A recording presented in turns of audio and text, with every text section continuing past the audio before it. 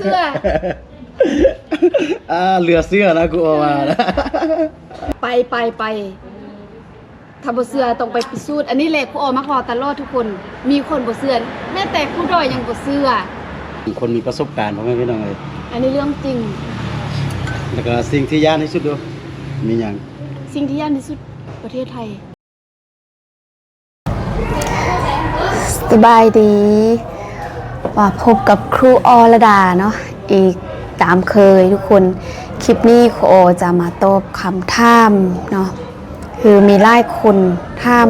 เพราะว่าแต่ลูกศิษย์หรือว่าคนอื่นๆเนาะหมู่เพื่อนพ่อแม่พี่น้องญาติพี่น้องถามว่าครูอไปเที่ยวเมืองไทยประเทศไทยเนาะไปเที่ยวฮอดกรุงเทพบ่ย่านบ่เนาะไปเที่ยวคนเดียวคลิปนี้ครูโอจะมาตอบเนาะแต่ว่าก่อนจะไปตอบเนาะคือล่าสุดมีเพื่อนของครูโอนี่แหละมาหาครูโอแล้วมาถามนะว่าอยากไปเที่ยวเด้ว่าซั่นอยากไปเที่ยวกรุงเทพอยากไปเที่ยวประเทศไทยแล้วครูโอไปเป็นแนวใดไปเที่ยวประเทศไทยสิ่งที่ย่านที่สุดสำหรับครูโอนี้แม่นหยังแล้วทุกคนครูออจะให้ทุกคนไปฟังคำตอบอยู่ในคลิปนี้เนาะไปสมน้ำกัน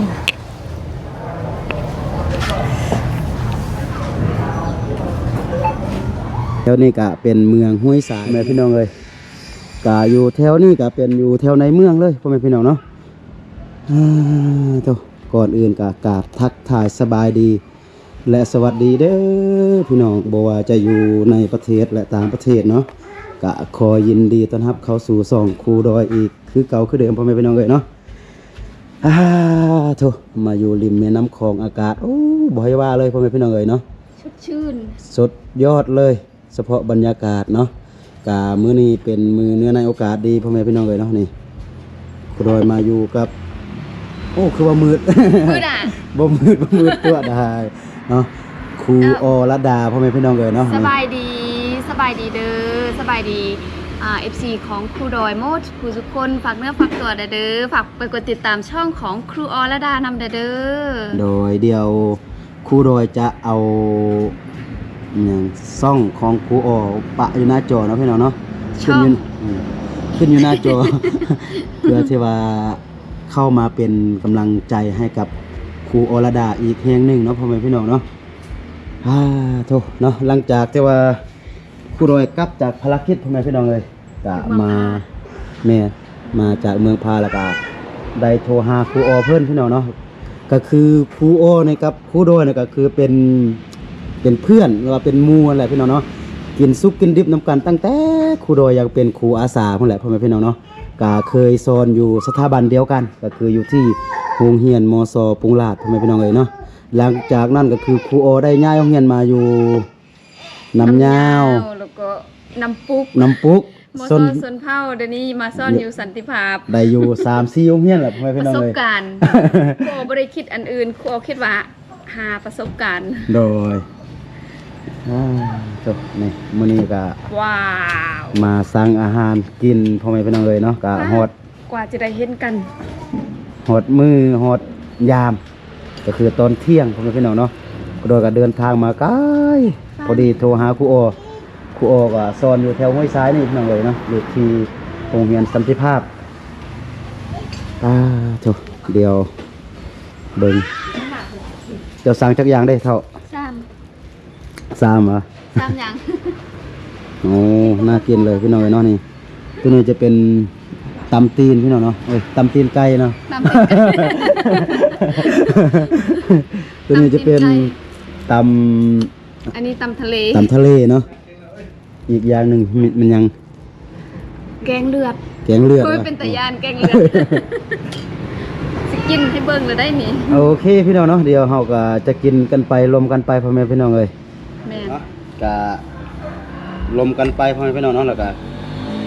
กินไปเพราะว่าเดี๋ยวพ่อแม่ครูดอยพ่อแม่พี่น้องเนาะครูอเพิ่นจะมีชั่วโมงไปสอน1 โมงพี่น้องเนาะตอนนี้ก็12:30แล้วพ่อแม่พี่น้องเอ้ย ก็มีอยู่หลายเรื่องที่ว่าครูดอยอยากลมนำครูครูโอพี่น้องเอ้ย คือกัน แต่ว่าเวลามีจำกัดมื้อนี้ก็อาจจะถามข่าวๆเพื่อมื้อหน้าก็จะได้ฝากอันเนื้อฝากตัวให้ครูโอพาไปเที่ยวฝั่งไทยเด้ ประเทศไทยนะ น้อยว่าแล้ว ด้วย มีบ่อนเที่ยวบ้ากหลายๆขนาดไปจักกี่เทื่อยังบ่ ยังบ่จอด จอดเลยอันนั่นน่ะงั้นกรุงเทพยังบ่ทั่วยังไปเที่ยวบ่ทั่วสถานที่เราไปบนบ้ายลงแม้แต่ลงจากรถแล้วมีเราบนท่ายอะนะ เนาะ มีบนเที่ยวสถานที่งามๆทั้งนั้นไปแล้วติดใจไปเลยอยากไปอีก ก็คือครูโอนี่ไปเที่ยวหลายบ่อนแล้วพี่น้องเนาะอยู่ที่ฝั่งไทยนี่แต่ว่าครูโดนี่ได้ไปอยู่แต่พัทยาพ่อแม่พี่น้องเนาะแต่ว่าครูโดยไปก็เวลามันมีจำกัดไปแต่2คืนครูโอว่าจะมาหาก็บ่ได้มาเนาะมื้อหน้านี่ครูโดยมีครูโอมีประสบการณ์ครูโดยจะได้ฝากเนื้อฝากตัว โหลดแอปมาไว้แล้ว เอิ้นรถ ไหน แม่น ทันสมัยสุดเนาะ เรียนประเทศไทยนี่คะแนนจะขึ้นรถหยังลงรถหยังขึ้นรถเมล์รถไฟ มีหมดแล้ว รถเมล์10 บาทตลอดสาย ว้าว แท้2 บาทยังมี ว้าว แค่ แต่อันนี้ 2 บาทเขายังตกใจไปนำพี่โบ ว่ามีแท้ แม่น2 บาท ตกใจบ่เชื่อไปเบิ่งเงินคลิปเราก็ได้ คลิปไอโบ 10 บาทแล้วก็เฮาไปฮอดไซก็ฮอดนะ แม่นมัน ว้าว แบบว่าตลอดสายนะ ตลอดสายสมมุติว่าทางซ้ายนี่เนาะ แม่นแม่น ไปสุดซ้ายนี่เนาะ แม่น อืมว้าโถพ่อแม่พี่น้องเนาะฟังครูโอเว้านี่ สุดยอดเลย อยากเป็นตาไปแล้วพ่อแม่พี่น้องเอ้ย รถไฟลอยฟ้าบ่มีคนขับ ว่าบ่มีคนขับมันก็ตกโอ้ เสื้อ เรือเสื้อนะครูโอว่านะ รถไฟลอยฟ้าบ่มีคนขับบ่เสื้อไปเบิ่งอยู่ในคลิปครูออเด้ออันนี้ประเทศไทย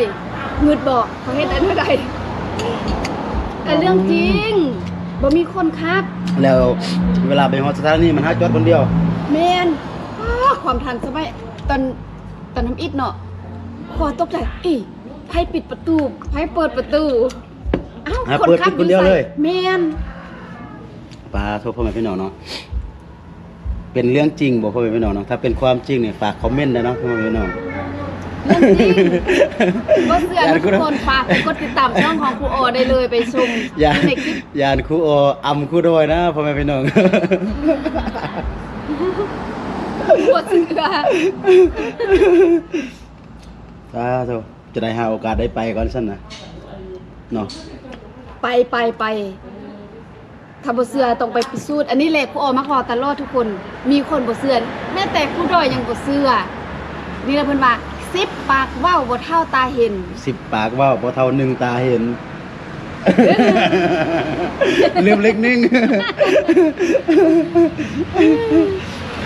ถ้าแม่นแท้ๆเนาะบ่เชื่อนี่เนาะ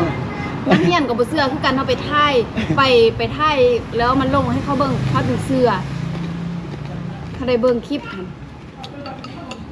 ก็เป็นความฝันพ่อแม่พี่น้องเนาะครูโดยเนี่ยประเทศที่ว่าอยากไปเที่ยวที่สุดก็คือเป็นประเทศไทยพ่อแม่พี่น้อง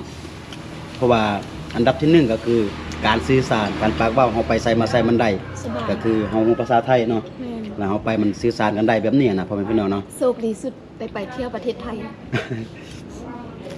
บ่เชื่อเลยนะได้ มีหยังบ่ที่ว่าประทับใจที่สุดตอนเวลาไปเที่ยว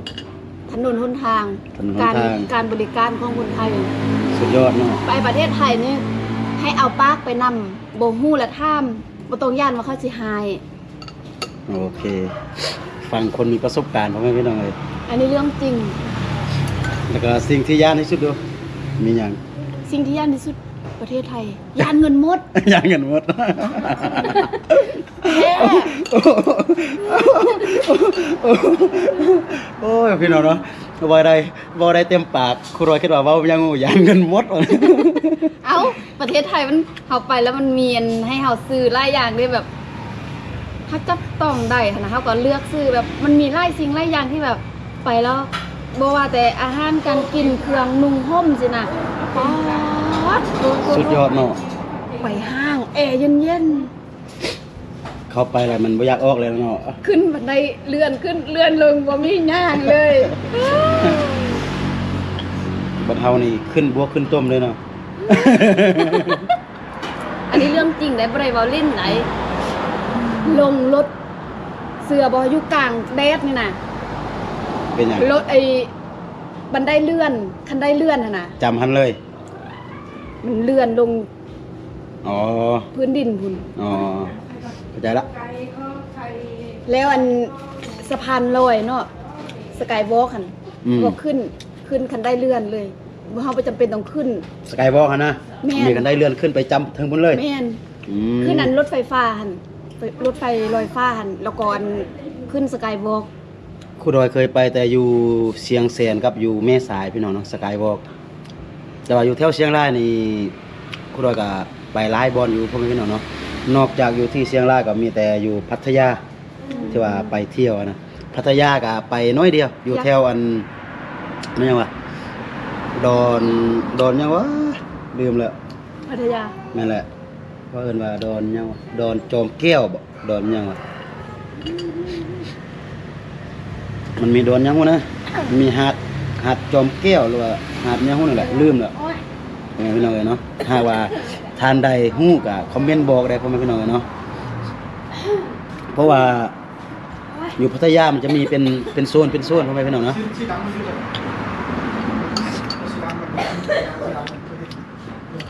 เดี๋ยวมันไอ้นี่แหละ แต่ว่าต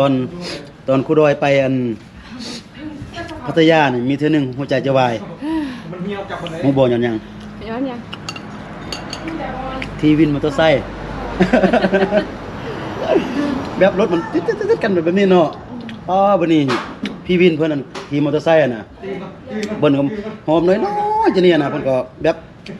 เงียงซ้ายเงียงขวาแบบว่าเขาบ่นมันหอมน้อยๆน่ะพ่อแม่พี่น้องเพื่อที่ว่าจะแซงรถใหญ่ไปทางหน้าน่ะเพราะว่ารถใหญ่มันติดเนาะแล้วมันจะมีหอมน้อยๆที่ว่าเพิ่นจอดอะน่ะก็เอียวซ้ายเอียวขวา เคยบอกว่าพี่ไม่ต้องรีบก็ได้ผมไม่รีบ ผมกลัว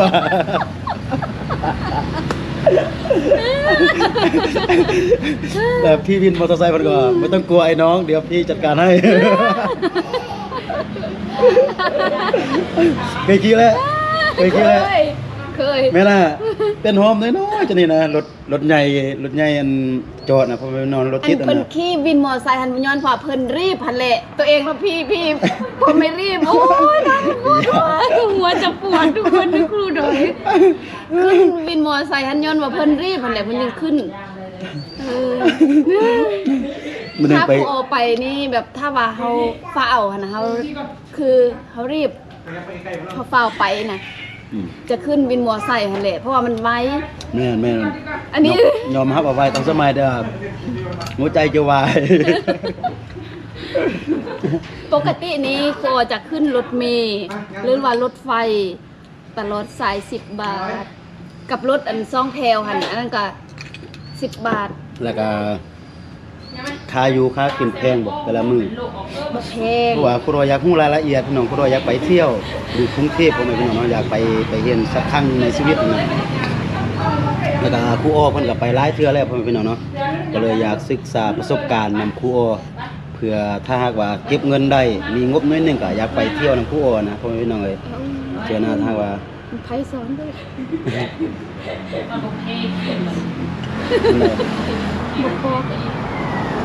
บ่พอ บ่พอพอคนเดียวเลย หาของเรียน อันนี้แหละพ่อแม่พี่น้องเนาะครูรอยกับครูอ้อนี่เป็นหมู่ฮักหมู่จ่ายพ่อแม่พี่น้องเอ้ยบ่เป็นหมู่ฮักหมู่ตายเด้หมู่ฮักเป็นเพื่อนกินเพื่อนจ่ายพ่อแม่พี่น้องเอ้ย เพื่อนกินเพื่อนจ่ายได้พ่อแม่พี่น้องได้เพื่อนกินเพื่อนตายโอ้ยตลกพ่อแม่พี่น้องเนาะกะ อันนี้ดิบน่ะถ้าดิบบ่กินได้ บ่ฮู้กะคลายเครียดพ่อแม่พี่น้องเนาะหวังว่าพ่อแม่พี่น้องจะมีความสุข เป็นขี้เวียนวินมอไซค์เพื่อว่าเร่งรีบตัวเองว่าพี่ผมไม่รีบ ญาติค่ารู้มาเนาะค่านี่จะจะนี่บ่ได้ต้องฮุบอยู่นี่แหละเฮาควรเป็นซองน้อยๆมันจะไปถึงรถเขา ถ้าบ่จำเป็นเนี่ยค่อยบ่ขึ้นได้วินมอไซค์อ่ะเพราะว่าหัวใจจะวายคือเท่าบ้านแหละ โอ้แต่ว่าเพิ่นก็ แต่ ได้ ว่า ได้ไปกับขี่แท้ๆแหละตอนนั้นน่ะคือว่ามันนั่นนะสุดยอดเลยนะ วินมอไซค์คือแบบเก่งเนาะ แม่ อ๋อขับรถนะ แบบเป็นหอมเป็นซอยน้อยๆแบบนี้น่ะคิดว่าจะเข้าไปบ่ได้น่ะก็ยังเขาลิบไป โดยที่ว่าบ่มีห้วยโดยที่ว่าบ่คิดบ่ขวดอันรถใหญ่อะนะพ่อแม่พี่น้องเนาะยอมรับเลย ตอนนั้นอิดตอนแรกกูออกไปบ่ฮู้เด้เนาะมักขึ้นรถอันแท็กซี่ ตัวแท็กซี่มันจะแพงนิดนึงเนาะ แพงอยู่แท็กซี่ แต่ว่าเราบ่ฮู้แล้วถ้าว่าเขาอยากถ่ายคลิปถ่ายหยังอะแบบสบายๆนิดนึงน่ะ มอเตอร์ไซค์ เอาใจอะ มอเตอร์ไซค์หรือว่าตุ๊กๆอยู่กรุงเทพก็มีตุ๊กๆบ่ มีวะ มีทุกอย่างเลยนะ อ๋อ สะดวกสบายสุด ต้องหาโอกาสได้ไปแล้วพ่อแม่พี่น้องเลยเนาะ ไป ครูโอเว้าแบบว่ามัน เรือ แบบ เสือติ ตื่นตาตื่นใจโพดพ่อแม่พี่น้องเอ้ย เรื่องจริงรถไฟลอยฟ้าบ่มีคนขับ บ่ฮู้ว่าจะมีโอกาสได้ไปหรือบ่นะ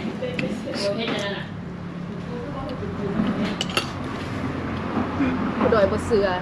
อต้องไปพิสูจน์ไปให้เบิ่งไปเบิ่งให้เห็นกับตา ไปช่วงสงกรานต์บ่ ไปก็ไป หรือว่า จะเบิ่งงบก่อนเนาะ เหมือนเนาะเราไปแล้วก็ลืมงบ ถ้ามีงบเบิ่งพอช่วงนี้ก็อันนั้นได้อยากเฮ็ดเฮือนเฮ็ดเฮือนก็บ่แล้ว อ๋อดีแต่ผู้ดอยยังมีเฮือน ผู้ออนี่บ่มีห้อบ่มีเฮือนนี่อยู่แต่ห้อพัก ทำตามหน้าที่เนาะ แม่นอยากได้ดินอยากได้เฮือนคือผู้อื่น แต่ว่ามันบ่มีงบเกลือเงินเดือนจ้องงาน 2ล้าน ติดลบ ประมาณ 3,000 บาทเนาะ 3,000 บาทก็สิบ่ได้แล้วเป็นเงินขึ้นเนาะ อืม เก็บเงิน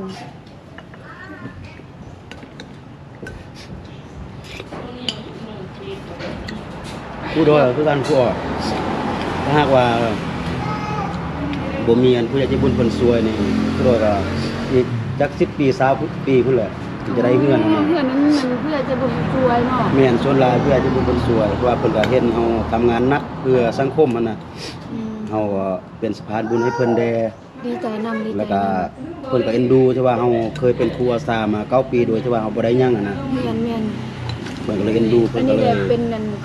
อันนี้แล้วเอาเสื้อเลยอันเรื่องแบบนี้แบบว่าเราเฮ็ดความดีอะนะ แม่น สิ่งที่ดีๆก็จะเข้ามาหาตัวเรา ๆแม่น เราเห็นครูดอยใดเฮือนพ่อเห็นครูดอยใดเฮือนพ่อก็ดีใจเพราะว่าพ่อก็สงสารบอกจากใจเลยว่าออกจากใจเลยคือแบบสงสารครูดอยทั้งที่ตัวเองก็ยังบ่มีแบบสงสารอ่ะครูออบ่มีอยู่แต่ว่าครูออยังโสดเนาะบ่มีครอบครัวนะ แม่น แล้วอยู่ไสก็ได้อันนี้ครูดอยเงินเดือนก็บ่มี แม่น ซ่อนก็ซ่อนฟรี แล้วแบบ มีครอบครัวมีลูกมีเมีย โดยเฉพาะตอนที่ว่ามันเจอปัญหาตอนที่ว่ามันทุกข์ใจที่สุดก็คือตอนลูกป่วยลูกน้อยองค์อิงตอนนั้นป่วย3 มือดี4 มือไข้แบบนั้นน่ะนะ นี่ ตอน แหละ ที่ว่าสิออกมานี่ก็ตัดสินใจสูงเติบเพราะว่าอาชีพครูเป็นอาชีพที่เฮาฮัก แม่น แต่ว่ามันบ่ตอบโจทย์กับชีวิตของเฮาก็เลยจำเป็นทำไมพี่น้องเลยเนาะ นี่แหละเห็นครูดอยใดเฮือนพวกก็ดีใจนำ แล้วนี่ก็คือว่าก็ว่าเป็นโชคดีถือรางวัลที่1ก็ว่าได้เลยแหละพ่อแม่พี่น้องเนาะก็ผู้ใหญ่ใจบุญเพิ่นก็สวยสร้างหอสร้างเฮือนให้ก็เงินคู่ดอยก็มีแต่น้อยเดียวพ่อแม่พี่น้องเอ้ยถ้าหากว่าจะทาแต่เงินคู่ดอยที่ว่าคู่ดอย5ก็อีกเป็น10 ปี20 ปีพุ่นก็ยังบ่ได้พ่อแม่พี่น้องเฮือนแต่ว่าส่วนหลายก็เป็นเพื่อใจบุญเพิ่นนั่นแหละเพิ่นเห็นเอ็นดูสงสารค ครูดอยเนี่ยพาลูกพาเมียไปอยู่หอพักไปเศร้าอันเฮือนเพิ่นอยู่บ่มีบ่อนอยู่แล้วก็ผู้ใหญ่ใจบุญเพิ่นก็เลยเอ็นดูสงสารก็เลยช่วยทีละเล็กทีละน้อยแบบนี้นะจนว่าได้เฮือนหลังนี้ถึงว่ามันบ่แล้วแต่ว่ามันก็อยู่ได้อะนะ นี่ก็ดีใจนำโอ้ยยังว่าเฮ็ดแนวใดน้อหมู่เฮารัดก็บ่ได้เงินเดือนก็บ่มีเงินอยู่ก็บ่มีอยู่ๆละเฮ็ดเฮือนเอ้าเฮ็ดเฮือนแล้วดีใจสุดมันน่าสิได้ไปยามนะ โดยยินดีต้อนรับเสมอถึงว่าเป็นเฮือนหลังน้อยแต่ว่ามันมีความอบอุ่น แม่นโอ้เห็นนะโอ้ยตะแพงมื้อนั้นโทรหาอุ้งอิงกับแม่มเป็นลม ความส้นของอิงเดี๋ยวนี้นะเริ่มฮุบความส้น